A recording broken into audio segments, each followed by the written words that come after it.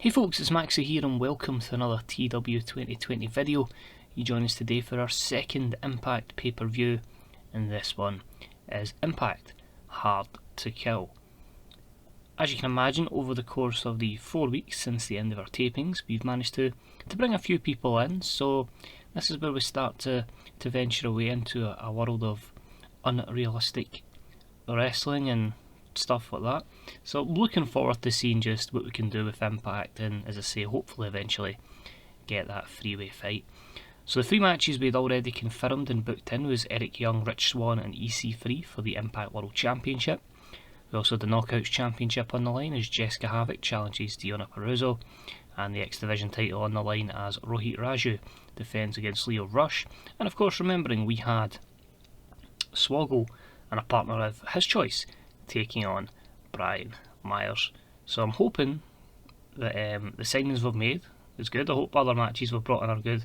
But the main thing is here, if we can make a bit of money on the show, we can then start to be a bit more aggressive. My one worry of the save at the moment is just the limited exposure that Access TV gives us could hinder us. But I'll keep an eye on it and we'll see what happens. And yeah, we'll just keep. It might take us a while to get to where we want to be, but honestly, if we can have a great journey along the way, that's the main thing. So cheers for watching, it's much appreciated. Let's do this. This is Impact Wrestling, and this is Hard to Kill. So we're back at the Metroplex, and just under the full capacity. It was 1,500 capacity. We've got 1,320 fans in attendance, so attendances have got a long way to go. But I'm sure they'll really start to blossom in the next couple of months once the company continues to grow and the industry and economy grow as well. They're in the high 20s at the moment, so once we get there maybe like the 50s, we can start to see a noticeable improvement. We start off the show as always with the hype package with a few words from each of the combatants in the World Heavyweight Championship match, and that is of course the champion Rich Swann, EC3 and Eric Young, accompanied of course by Joe Doring. So a 37 for this. It shows that the reason why probably the World Championship picture isn't the main event. They just don't quite hold the segments to carry it at the moment, and I don't feel with the product we've got that some of them are the world class wrestlers. They're fantastic performers, but not just at that elite level that I need them to be, which is why tag team wrestling at the moment reigns supreme. But hopefully it's a good matchup. Obviously Rich Swann's got a target on his back, and ECT is hoping tonight he can control his narrative. We start the show with Adam Fornstall and Luster the Legend. Of course that is Reno Scum, and they basically say it's a disgrace that they were never booked on tonight's show, so they're coming out straight off the bat and they want to challenge any team on the roster or elsewhere to a match up to get them some exposure. So a 25 rating for that, as you can imagine. Debut time, and welcome to Impact Wrestling. Controversial or not, I don't know. Enzo and Big Kaz, and they come out and say, you know what, we'll take on this fight because yous are nothing but a couple of losers. It's a 37 for this one. Just as I say, I wanted to make this the hub of tag team wrestling, and 2 free agents out there was Enzo and Big Kaz, so give them an opportunity. Both guys improvising well, great and very good in terms of their gimmicks, and Enzo benefits from a hot catchphrase. Wasn't a massive fan of their in-ring stuff, but the promos were good at times, to be fair, but obviously what happened after that happened. But I'll give them an opportunity, and we have at the moment Enzo and Big Kaz have signed, both on handshake deals, so they could be sacked or they could be stolen at any point. But a good win. Well, I've just spoiled that there, but as you can imagine, obviously they're going to win in a 44 rated matchup. Big Kaz gets the win in 7:44 with the East River Crossing. 50 for Enzo, 50 for Kaz, 49 for Enzo, and a good 44 for the opener. So that's close to main event level matches, and they're just taking on Reno Scum, who at the moment don't have any particular overness. So good opener. How you doing?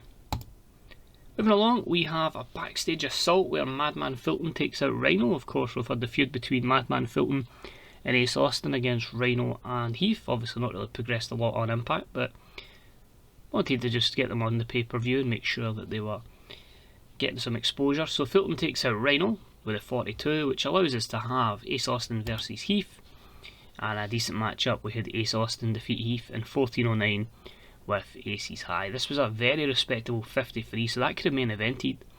And it shows me already with Ace Austin getting 58 rated performances, he's probably good enough to go straight into that world title picture off the bat, with the kind of performances he's getting in terms of decent overness and probably very good in ring. But a good win for Ace. He's not his day, but you've got to put the younger talent over, and a good 53 rated matchup. Moving along, we had another debutant to Impact Wrestling. Last month we gave you Phoenix. He's away wrestling for AAA. So this week we have given you Pentagon Jr. So a 46 for Penta's return to Impact, and that was a great rating for the Cerro Miedo gimmick. And he was in action against Eddie Edwards, but it was our talent Eddie Edwards that picked up the victory in 13:59 with a forward lung blower. So I felt like may as well try and push the guy that's actually contracted the company. Everybody obviously was like, oh my god, it's Pentagon, and would know what he's about. So we'll give our guy the win, and hopefully we can give Eddie Edwards some good stuff going forward. A 58, obviously good enough for the main event, but in this instance it is a win for Eddie Edwards. Next up, Swoggle announces his tag team partner for the matchup against Brian Myers, and that man is Matt Cardona. So another man from Long Island in this matchup. A 39 rated segment there for Cardona's debut. Broski was poor, which is a shame to see. The matchup is storytelling. Matt got injured after we signed him, basically, so yeah, that's the reason. It only gets a 40, but it was about the had a decent reaction from the crowd, subpar wrestling, and Swoggle and Cardona defeat Brian Myers, a handicap match in 7:53 when Matt Cardona pinned Brian Myers with a Rough Rider. Best performance was Matt Cardona, and that's him slowed down by that injury. Swoggle was the weakest, but a 40 rated matchup, and hopefully this can lead to some decent long-term storytelling. Next up, the Impact X Division Championship was on the line in a recent matchup. Leo Rush defeats Rohit Raju in 13:10 with the Dragon's Call, meaning a new Impact X Division champion is Leo Rush. 42 rated matchup. I think this was obvious for the start. Wanting to bring in a more youth movement to the X Division, and I feel like Leo Rush, if he can get the consistency, because that's a few off his games he's had, then he's someone that can help take this division going forward. So 42, decent from the X Division. And after the matchup, they celebrate to a 41, so good stuff there for Leo Rush. Then had the Knockouts Championship on the line. It was a decent matchup that saw the champion Deonna Purrazzo defeat Jessica Havok in 12:25, illegally using the ropes for leverage, giving her her second defence of the Knockouts Championship. So a 49. Still think it's too early for Deonna to lose the championship, so she'll get the win, but there's going to be a lot of people chasing and challenging her in the future. It's actually good to see that the women, with a few more wins and a bit more momentum to both, that's quite close to a main event level match at this moment in time, so that's encouraging. Hopefully, obviously want to develop our tag division and get our world title back into the main event, but there's no reason why our women's division can't, or our knockouts division can get to that level as well. And after the matchup, the returning Rosemary, who I've yet to use on the save, but she's back and she has chased off Deonna Purrazzo, so obviously planting the seeds for something going forward. So that's a 36. Next up, we just did a promo with the world's most dangerous tag team, Sami Callihan and Ken Shamrock, as they have a promo on the Inflictors of Pain. Basically just saying you're in an early element now. It's a no DQ hardcore match, so we're just going to use weapons to get our revenge. That's a 47 rated promo. The match itself was a good 53, and about that had good heat and decent wrestling. We had the Inflictors of Pain defeat the world's most dangerous tag team in 15:05 when Dinza pinned Ken Shamrock with the last chapter.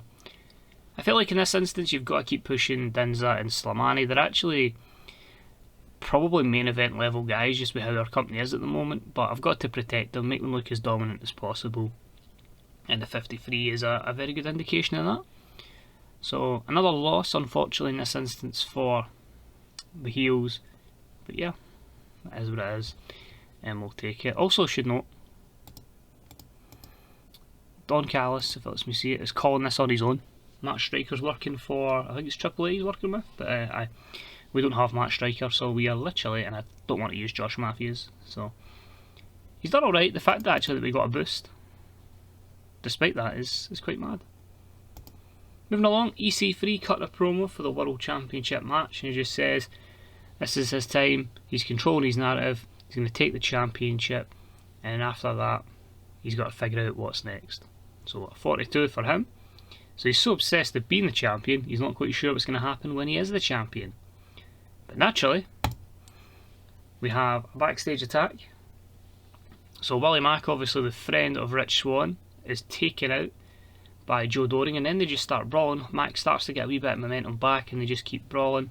So those two will not have anything to do with the shenanigans at ringside. That was a 40, and that led to a decent matchup, and saw Rich Swann defeat EC3 and Eric Young in 22:15 when Rich Swann pinned Eric Young with the chicken fried driver.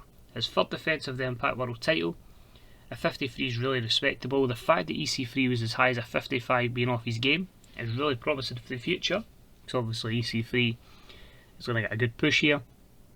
But yeah, I just decided a bit too early to take the title off Rich Swann, and I just don't know when and who to pull the trigger on as champion. But obviously Swann will lose it pretty shortly, I'd imagine, next few months, but it's who is going to be the face of Impact going forward. So Swann is the champ just now, and he will ride off into the sunset with that belt. Then have Don Callis, our user character, and he announces that the newest team that have joined as part of the partnership with AEW is Alex Reynolds and Johnny Hungee, John Silver. So they've signed to Impact contracts on a handshake agreement.